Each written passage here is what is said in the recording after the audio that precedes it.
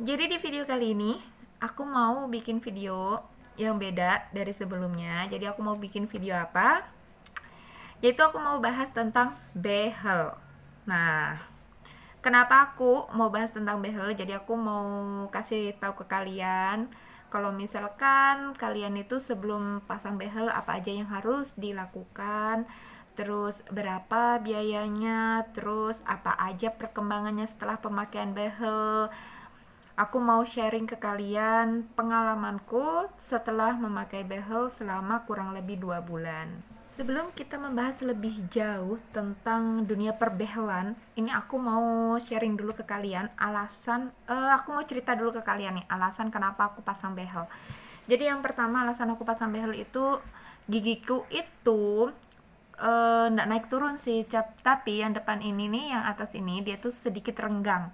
Dia tuh renggang, nanti aku bakal kasih lihat ke kalian fotonya. Aku bakal kasih di video ini, nanti aku kasih lihat fotonya seperti apa gigi aku sebelum pasang behel. Jadi tuh yang depan ini renggang, ini dia renggang. Habis itu di sini tuh renggang juga, dan di sini tuh renggang. Dia tuh renggang semua. Nah, yang kedua, kenapa aku nggak pasang behel semuanya atas bawah? Karena gusiku itu bermasalah yang di bawah ini.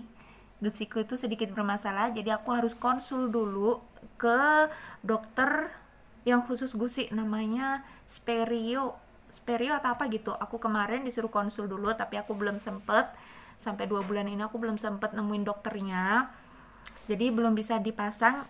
Untuk sementara yang dipasang itu atas dulu. Nanti kalau aku sudah selesai konsul sama dokternya, nanti tunggu kelanjutannya itu bisa atau enggak gigiku yang bawah itu dipasang behel seperti itu. Apa aja yang harus kalian lakukan sebelum melakukan perawatan gigi atau pemasangan behel? Yang pertama, kalian wajib tentuin di dokter mana kalian mau pasang behel. Kalian cari-cari dulu yang menurut kalian dokter yang paling bagus dan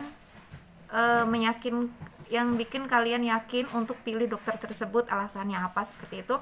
Yang kedua, kalian wajib banget konsul ke dokter giginya. Yang ketiga, kalian wajib yang namanya ronsen gigi, atau kalau nggak ronsen biasanya di dokter itu ada yang namanya cetak gigi. Jadi nanti kalian dikasih 2 pilihan, mau ronsen atau cetak sesuai budget kalian.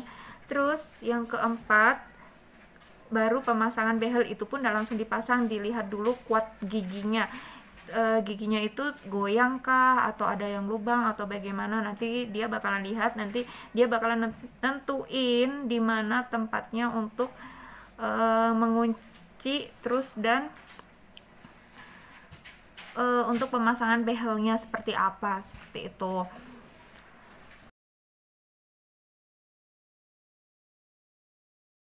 Nah, untuk perkembangannya setelah aku memakai behel kurang lebih 2 bulan, menurut aku ini cepet banget.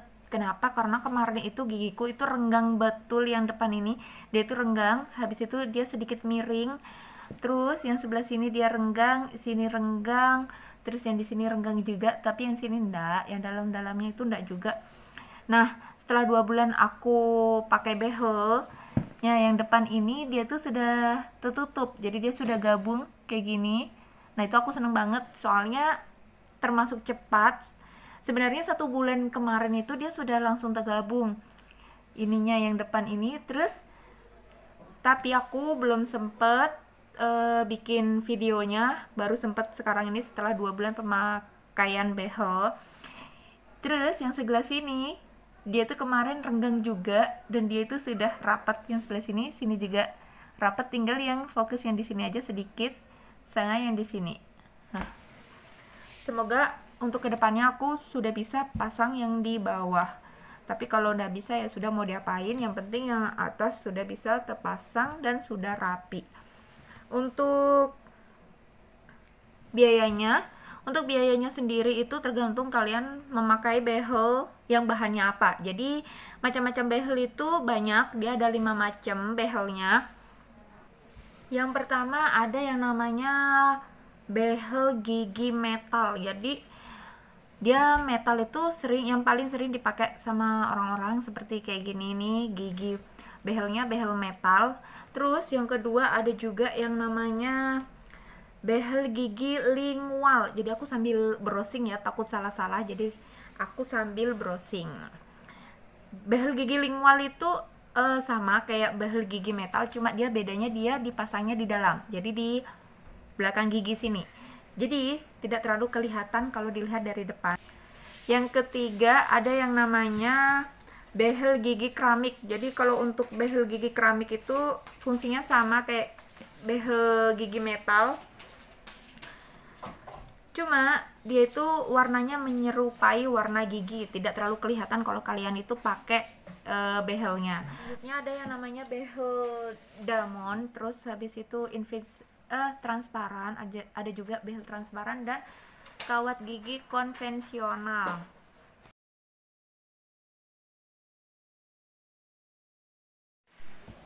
Nah, untuk kalian yang pertama kali mau kontrol, yang wajib kalian bawa itu adalah sikat gigi. Jadi kalian harus bawa sikat gigi khusus, atau bisa juga pakai sikat gigi yang biasa. Jadi nanti sebelum kontrol itu biasanya kita dibuka dulu semuanya, ini kayak karetnya, terus habis itu yang ininya kawatnya dibuka, terus disuruh sikat gigi. Setelah sikat gigi sudah bersih semua, dipasang lagi kawatnya dan diganti karetnya. Nah, untuk biayanya sendiri, biayanya itu berbeda-beda tergantung dari dokter kalian. Untuk biayanya, kalau misalkan kalian pemasangannya yang atas saja, setiap kontrol itu 150 sampai 200 ribu. Kalau yang atas saja, kalau kalian pasangnya atas sama bawah itu biasanya setiap kontrol 300 sampai 400 ribu. Itu yang biasa, yang rata-rata biasanya dibayarkan. Tapi beda lagi kalau misalkan ada apa-apa di behel kalian, misalnya bracketnya lepas atau bagaimana, kalian bisa nambah lagi uang pembayarannya. Jadi sakit atau enggak, untuk pemakaian di hari pertama itu enggak sakit. Sampai aku gini bilangnya, teman-teman pakai behel itu sakit, tapi menurut aku enggak. Ternyata di hari kedua itu baru terasa sakitnya. Jadi sakitnya tuh dia tuh kayak ditarik gitu. Tapi untungnya aku kan enggak ada gingsul di sini enggak ada gingsul, jadinya dia sakitnya itu enggak sakit banget, cuma terasa kayak tertarik. Habis itu aku ngerasa gigiku itu agak ngilu, jadi kalau kita pas makan kayak enggak bisa digerakin gitu, kayak kaku terus ngilu gitu. Jadi seharusnya sebaiknya kalian itu makan makanan yang agak lembek. Terus yang kedua itu dia berkuah, jadi enak, kita tinggal seruput dan langsung ditelan gitu, enggak perlu pakai ngunyah-ngunyah. Soalnya kalau kita gerakin sedikit tuh kayak sakit banget gitu di rahangnya, apalagi yang bagian pas di sini di geraham gitu, yang